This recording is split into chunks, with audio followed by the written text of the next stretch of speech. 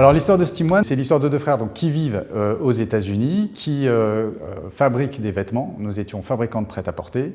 Et puis on utilisait une solution de repassage qui s'appelle le steamer et qui est très très connue aux États-Unis. En 2004, on rentre en France et puis on ne trouvait pas de steamer en France, donc on a évidemment tout simplement importé des produits pour notre usage. Et rapidement, on s'est rendu compte que le produit n'était non seulement pas connu, mais que lorsqu'il était découvert par des fabricants de prêt-à-porter, eh bien, il y avait une appétence toute particulière à son usage qui est particulièrement simple, rapide et efficace. On a commencé à distribuer une marque américaine sur le marché français. Tout simplement, on a décidé d'arrêter le prêt-à-porter à partir de 2010, puisque rapidement, on s'est aperçu que ça intéressait non seulement les professionnels, mais aussi les particuliers, puisque c'était utilisé dans les magasins de prêt-à-porter et les utilisateurs devenaient prescripteurs. Et c'est un peu comme ça que l'aventure a démarré. Donc la société Steam One a été créée en 2010, c'est-à-dire 6 ans après notre retour des États-Unis. Alors aujourd'hui, nous avons transformé le modèle, puisque vous avez compris qu'initialement, le modèle, c'était un modèle d'importation et de distribution. Mais à partir de 2013, un fonds d'investissement est rentré au capital de l'entreprise et nous a permis de créer une marque industrielle, c'est-à-dire que nous concevons, nous fabriquons, nous développons les produits de la marque Steam One. Donc ces produits ne sont pas achetés sur étagère, hein, comme on dit, on est un fabricant de steamers. Nous sommes le leader en valeur sur le marché français depuis quelques années maintenant.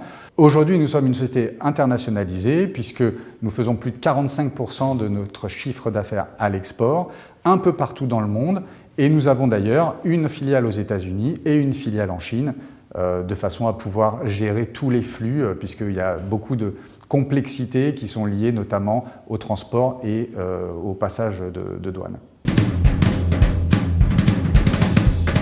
Au départ, la stratégie d'internationalisation, c'était une stratégie tout simplement opportuniste, c'est-à-dire qu'on participait à un salon annuel qui s'appelle l'IFAC et on rencontrait des distributeurs qui potentiellement devenaient nos distributeurs exclusifs sur certains pays de façon ponctuelle. Depuis maintenant 3 ans, nous avons décidé de nous réapproprier ce réseau de la façon suivante, on travaille en direct sur les pays limitrophes, c'est-à-dire aujourd'hui l'Allemagne, l'Espagne, l'Italie, et le Benelux, par exemple. Et puis on continue à travailler avec certains distributeurs qu'on a conservés. En revanche, pour les États-Unis, par exemple, nous avons décidé d'ouvrir une filiale l'année dernière et on est déjà en succès après à peine 1 an, donc c'est assez extraordinaire de pouvoir se réapproprier ce modèle de distribution pour recopier, dupliquer ce que nous avons réussi à faire en France. Alors, ce qui a été particulièrement déterminant, c'est cette proximité que nous avons avec nos interlocuteurs, donc on va dire les chargés d'affaires ou les directeurs, et qui permet à votre établissement de comprendre quelles sont les problématiques de l'entreprise et comment, au fur et à mesure que l'entreprise se développe, vous pouvez nous accompagner. Donc il ne s'agit pas juste d'argent, parce que bien entendu que l'argent est un facteur clé de succès dans le développement des entreprises, mais il s'agit aussi de comprendre les problématiques auxquelles nous sommes confrontés. Et puisqu'on parle de l'export, eh bien, Caisse d'Épargne nous a accompagnés d'abord sur des produits dits financiers qui nous permettent de travailler. Alors ça peut être des lignes de crédit documentaire, ça peut être des lignes d'avance en devises, ça peut être l'accès à la salle des marchés pour la couverture sur les devises, notamment sur le dollar. Mais on a aussi eu la chance d'être accompagné par un de vos partenaires pour l'ouverture de notre filiale en Chine, votre partenaire qui s'appelle Pramex.